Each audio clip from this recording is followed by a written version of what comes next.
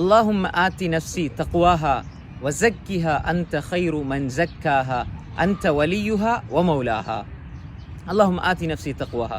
யா அல்லாஹ், என்னுடைய நஃப்ஸுக்கு அதனுடைய உள்ளச்சத்தை, பயத்தை, உன்னை பயப்படக்கூடிய இறையச்சத்தை தந்து விடுவாயாக.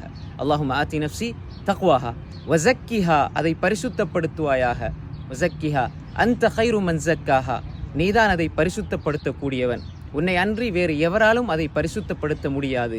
அன்த வலியுஹா வ மௌலாஹா, நீ அதற்கு பாதுகாவலனாக, அதனை நிர்வகிக்கக்கூடியவனாக, காரியங்கள் ஒவ்வொன்றையும் சரியாக நிர்வகிக்கக்கூடியவனாக, பொறுப்புதாரியாக நீயே இருக்கிறாயா அல்லாஹ். எனவே என்னுடைய உள்ளத்தை நீ பரிசுத்தப்படுத்தி விடுவாயாக என்ற இந்த பிரார்த்தனையை அல்லாஹுடைய தூதர் ஸல்லல்லாஹு அலைஹி வஸல்லம் அவர்கள் கற்றுத்தந்தார்கள். எனவே இந்த பிரார்த்தனையை நாங்கள் அதிகமாக ஓதி எங்களுடைய உள்ளத்தை பரிசுத்தப்படுத்தி நாம் அல்லாஹுடைய அன்பை பெற்று சுவர்க்கத்தை பெற்றுக்கொள்வோமாக. வஸ்ஸலாமு அலைக்கும் வரஹ்மத்துல்லாஹி வபரகாத்துஹு.